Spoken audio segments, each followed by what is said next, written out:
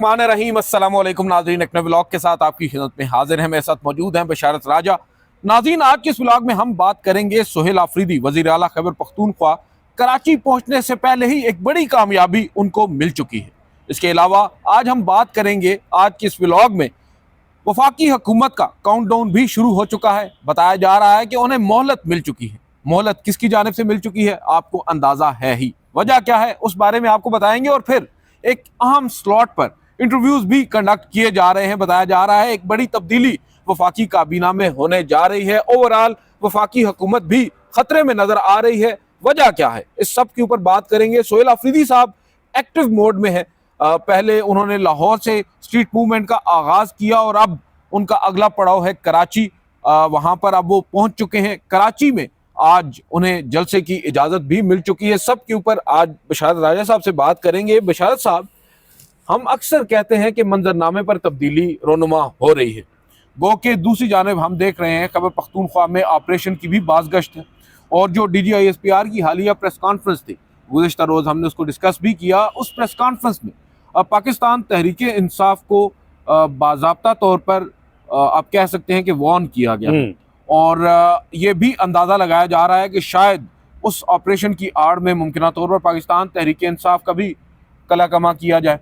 तो अब आपको क्या लग रहा है? इसी तरह हम देख, एक जाने पाकिस्तान तहरीक इंसाफ पर तलवार लटकती नजर आती है, तो दूसरी जाने वफाकी हुकूमत भी कुछ ज़्यादा सेफ नहीं है। मोहम्मद मालिक साहब की जो खबर है उस पर भी डिस्कशन करेंगे, मगर पहले हम, मेरा ख्याल है, डिस्कस कर लेते हैं सोहेल आफरीदी साहब को, जो अब कराची पहुंच चुके हैं और आज उन्हें बड़ी कामयाबी भी मिल चुकी है। इस विजिट के आगाज पर ही अगर इतना वो एक आप कह सकते हैं कि उनको पॉजिटिव रिस्पांस मिल रहा है, तो आगे चलकर इसका क्या इम्पैक्ट होगा सियासी मंजरनामे पर? बहुत शुक्रिया आदिल सरफराज साहब, आपने बात की DGISPR की प्रेस कॉन्फ्रेंस के हवाले से। मैं इसको इस तरह में देखता हूँ कि मैं 78 साल की जितनी भी प्रेस कॉन्फ्रेंसेस हुई हैं वो आपको यूट्यूब पर मिलेंगी, वो हर जगह मिलेंगी, बल्कि बहुत दूर नहीं जाते, हम बिल्कुल माजी करीब की बात करते हैं।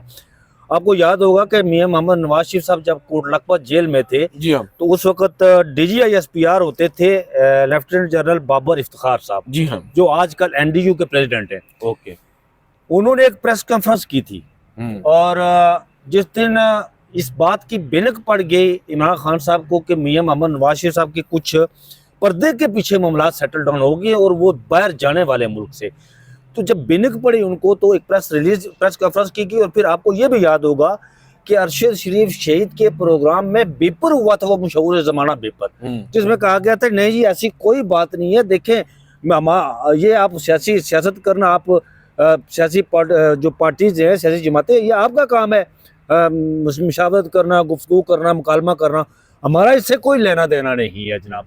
और ना ही हमें कोई अप्रोच किया गया, ना हमसे कोई बातचीत की गई कि मियां मोहम्मद नवाज शरीफ को हम बाहर भेजेंगे। ठीक 2 दिन के बाद एयर एम्बुलेंस आती है लाहौर और मियां मोहम्मद नवाज शरीफ साहब उस पर बैठकर लंदन चले जाते हैं। लेकिन उसमें चले बात दूर तक चली जाएगी, उसमें इजाजत तो पाकिस्तान तहरीक इंसाफ की हुकूमत ने दी थी, चले वो भी है, जैसी भी रिपोर्ट थी उनके ऊपर। अच्छा, फिर जो सोहेल आफरीदी के हवाले से आपने बात की ना कि DGISPR ने प्रेस कॉन्फ्रेंस की है, वादी तीरा में इस वक्त ऑपरेशन हो रहा है, बजोड़ में ऑपरेशन हो रहा है, मिलिट्री ऑपरेशन। ये कैसे हो सकता है कि पाकिस्तान तहरीक इंसाफ की जो खैबर पख्तूनख्वा की जो गवर्नमेंट है उनकी मर्जी के बगैर हो? ये हो नहीं सकता। किसी न किसी जगह पर ऑन बोर्ड हैं सोहेल आफरीदी साहब आपके एस्टेब्लिशमेंट के साथ, किसी न किसी जगह पर।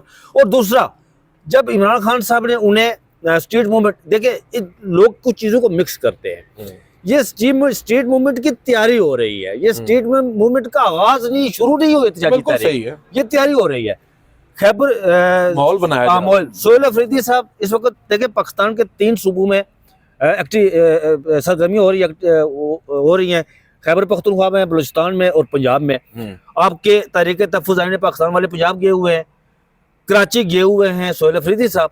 सोहेल आफरीदी साहब जब पंजाब गए थे तो मुझे ये बताएं आदिल सरफराज साहब कि कहीं ना कहीं चलो हर्डल बैरियर क्रिएट किए गए, लेकिन क्या अगर वो चाहते तो क्या वो हर्डल बैरियर जो है, उन्हें कई जगहों पर जाने की इजाज़त तो दी गई ना, उन्होंने एक्टिविटीज तो वहाँ की ना, सरगर्मियाँ की ना। अगर वो चाहते तो बिल्कुल उसको ब्लैक आउट कर सकते थे, उन्हें वहाँ पर जाने की इजाज़त ना दी जाती। और फिर जिस तरह तहरीक तहफ़्फ़ुज़ आईन पाकिस्तान गए हुआ है, वो महमूद अचकज़ई साहब और दीगर उनकी एक्टिविटीज़ हो रही हैं, ये कहीं ना कहीं पीछे से कुछ न कुछ डोरें हिली हैं जिसकी वजह से ये गए, माहौल बन है। फिर जिस तरह आप सोहेल अफरीदी साहब कराची गए और उनके कराची जाने से पहले पीपल्स पार्टी की तरफ से ये अनाउंसमेंट किया जाना कि हम बड़ा उनका वार्मली वेलकम करेंगे, और फिर ये कहना कि भाई सोहेल अफरीदी जिस कुर्सी पर बैठे उस कुर्सी का तकाजा है कि हम तकरीम करें, हम पूरी तकरीम करेंगे। पीपल्स पार्टी ने ये कहा, उन्होंने कहा कि हम उन्हें फुल प्रूफ सिक्योरिटी भी देंगे। तकरीम तो मरियम नवाज ने भी की है। मरियम नवाज ने कौन सी, चले वो उस पर बात करते। उन्होंने कहा कि हम फुल प्रूफ सिक्योरिटी भी देंगे और जहां जहां वो जाएंगे उनको तमाम चीजें जो है ना सहूलियात दी जाएंगी, उन्हें फैसिलिटेट भी करेंगे, सारा कुछ करेंगे। अब भी उनके जहाज ने उड़ान नहीं भरी थी सोहेल अफरीदी साहब के, तो वहां पर ये सोहेल अफरीदी साहब मज़ार कायद पर जलसा करना चाहते थे और सिंध गवर्नमेंट ने उन्हें जलसे की इजाजत दे दी है। ये बड़ी कामयाबी है। और मजहर अब्बास साहब इस पर लिखते हैं, अब देखिए इम्तिहान भी है सोहेल अफरीदी का, बड़ा पाकिस्तान तहरीक इंसाफ कराची का उस ग्राउंड को भरना कराची का बहुत बड़ा इम्तिहान है। ये इमरान खान नहीं है ना, इस वक्त इमरान बहुत खान बड़ा। नहीं है, जल्द से इमरान खान के होते थे। लेकिन खैबर पख्तूनख्वा अब जिस तरह ये लाहौर गए हैं सोहेल अफरीदी साहब, और जिस तरह वहां पर इन्होंने एक्टिविटीज की सरगर्मियों की, पूरा लाहौर बाहर आ गया था ना। इस तरह कराची अभी पूरा अलीम आदल शेख और जो कराची डिस्ट्रिक्ट के आपका पूरे उसके जितने भी है उसका कराची का सदर है पाकिस्तान तहरीक इंसाफ का, वो एक बहुत बड़े लश्कर के साथ एयरपोर्ट पहुंचा हुआ है। और कराची के वो लोग, अच्छा दिलचस्प बात है, वहाँ पीपल्स पार्टी की हुकूमत है, वो लोग कराची के उमड़वाए नहीं गए बल्कि वो खुद उमड़ कर आए। वो उमड़वाए नहीं गए। जिस तरह मियां मोहम्मद नवाज शरीफ लंदन से वापस आए थे तो पूरी पंजाब हुकूमत गवर्नमेंट गोस होकर केयर टेकर सेटअप था, लेकिन पूरी गवर्नमेंट उसमें थी, सारा लोगों को उमड़वाया गया, लेकिन फिर भी लोग नहीं आए। नहीं सर, देखें लोग अपनी मोहब्बत में आए थे। नवाज शरीफ साहब को कबूतर उड़ाता देखना चाहते थे वो। और फिर जिस तरह नवाज शरीफ साहब वहाँ लैंड किया, उनका ख्याल था कि वो आएंगे, लोग आएंगे और इमाम खमीनी की तरह मेरी गाड़ी को हाथों पर उठाएंगे और मैं फिर वहाँ जाऊँगा मीनार पाकिस्तान।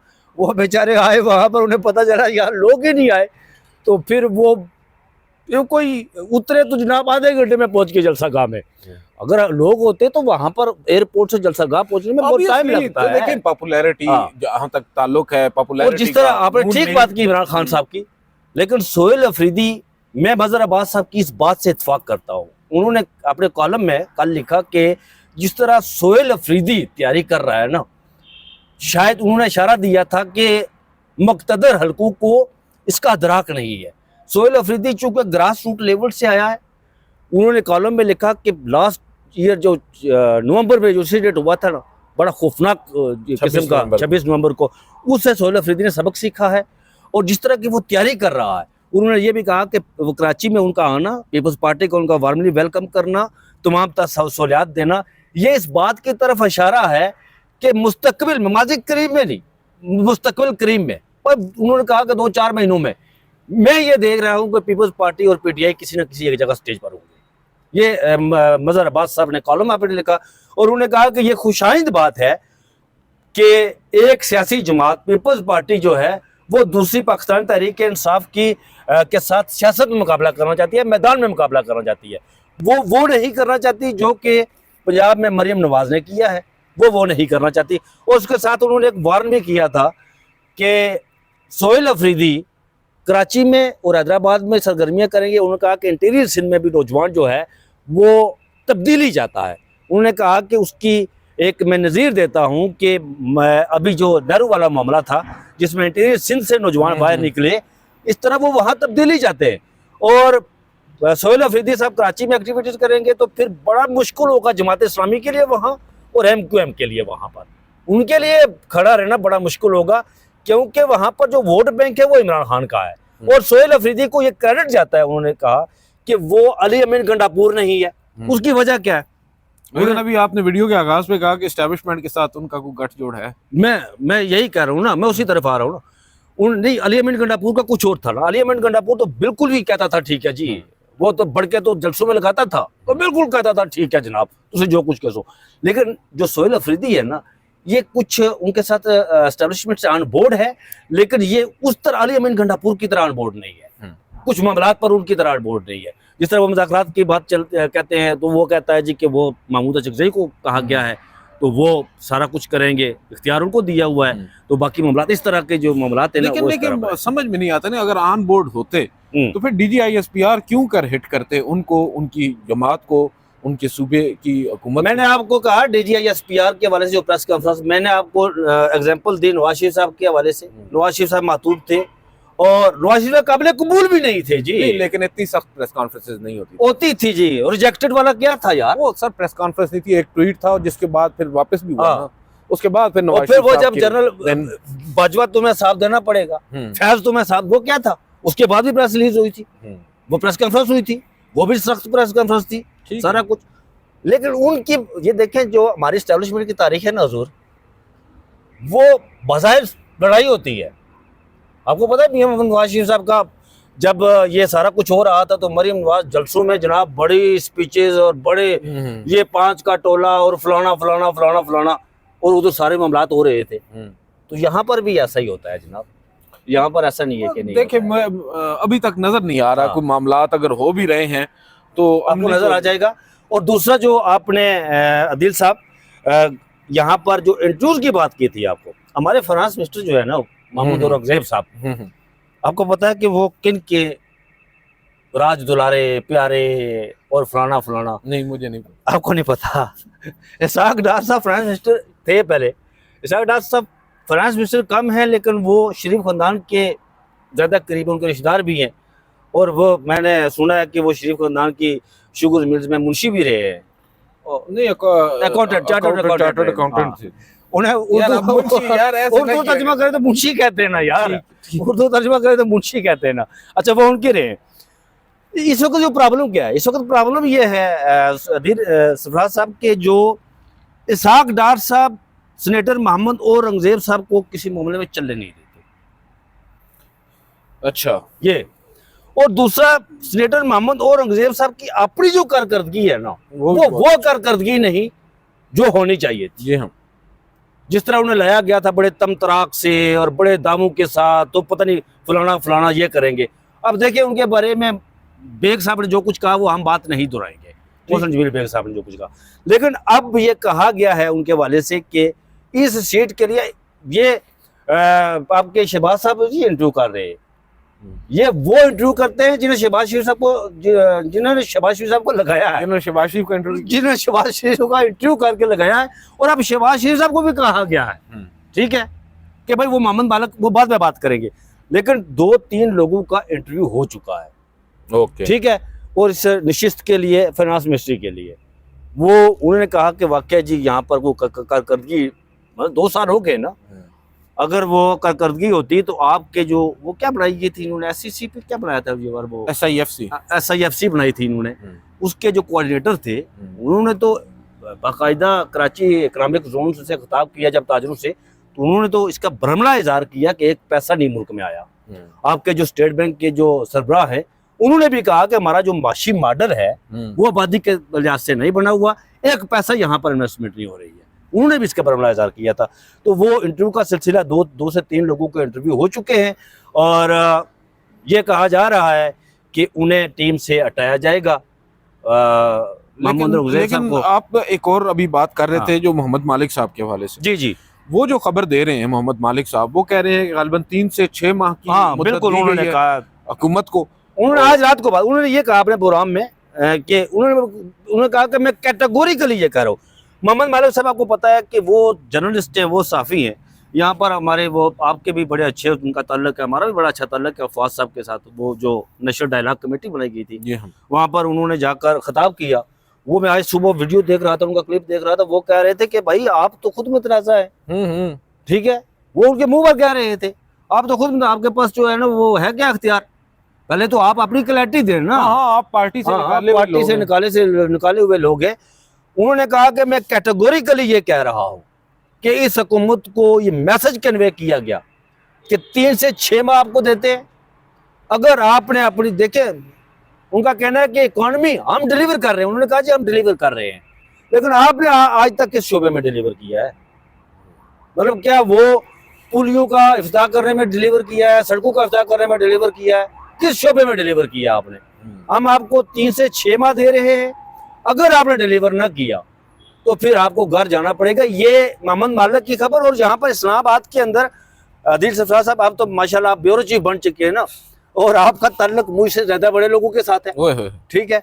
और ये इक़्तिदार की इन राहदारियों में ये खबर गर्दिश कर रही है कि जो मौजूदा सेटअप है ये ज्यादा देर नहीं चलेगा, क्योंकि ये डिलीवर नहीं कर सका उस तरह से। देखिए मुझे देखिए मालिक साहब की क्रेडिबिलिटी पे कोई शक नहीं है, हाँ। बड़े वेल इन्फॉर्म्ड है। एक चीज समझ में नहीं आती ना कि अगर आप खुद बता रहे हैं कि ये औरंगजेब साहब मेनली तो उनका काम है ना जी जी, इकोनॉमी उन्हीं से का काम है। मुतालिक, और वो बंदे भी शहबाज शरीफ साहब के लगाए हुए नहीं है, उनके हैं जिन्होंने शहबाज शरीफ साहब को लगाया, आप कह रहे हैं। बिल्कुल बिल्कुल। दूसरी जानिब आप और मैं ये भी जानते हैं कि जिस तरह शहबाज शरीफ साहब का एक कॉर्डियल रिलेशनशिप है इस वक्त की इस्टेब्लिशमेंट के साथ, आर्मी चीफ के साथ, फील्ड मार्शल के साथ, ऐसा माजी करीब में किसी का नहीं रहा, इवन इमरान खान का भी नहीं रहा। अब इन हालात में और क्या चाहिए हमारी इस्टेब्लिशमेंट को? नून लीग ने सर जो इमरान कुछ खान वो का, कह रहे हैं, आपको पता है कि इमरान खान साहब का ताल्लुक भाजपा के साथ बहुत अच्छा था।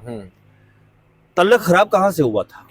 फैज हमीद से। वो नदीम अंजुम के वो नहीं, फैज हमीद और जनरल से मुनीर का जो था इनको मामला, हाँ। वही से खराब हुआ था। असद उमर साहब ने एक ट्वीट किया था, आपको याद होगा कि जिस वक्त इनका नोटिफिकेशन कुछ डिले हो रहा था, उन्होंने कहा था कि नदीम अंजुम को डीजीआई लगाया जा रहा था, तो इमरान खान साहब ने कहा कि मैं इंटरव्यू करूंगा कि ये मेरी कुर्सी का तकाजा है, उसके बाद मैं लगाऊंगा इंटरव्यू डीजीआई। और वाकई वो बात दुरुस्त है कि उस कुर्सी का तकाजा है ये, बिल्कुल ठीक है। उन्होंने कहा कि वो मामला सेटल डाउन हो गया, सारा कुछ हो गया। और मैं और शाह महमूद कुरैशी एक दिन बनी गाला से बाहर निकले, तो शाह महमूद कुरैशी है तो बड़े घाक किस्म के सियासतदान है ना, उन्होंने कहा असद यार बात सुन, ये मामला तो हो गया लेकिन दरार पड़ चुकी है, दरार पड़ चुकी है, अब वो ज्यादा देर नहीं कायम रह सकती। पाकिस्तान की हिस्ट्री उठाकर देखें कि किसी भी वजीर आजम ने 5 साल नहीं निकाले, किसी भी वजीर आजम ने। चले पहले मार्शल लॉ लगता रहा ना, ये 18वीं आईनी तरमीम के बाद मार्शल लॉ 5 साल पूरे किए वजीर आजम ने नहीं किए, उसके बाद मार्शल लॉ नहीं लगा ना।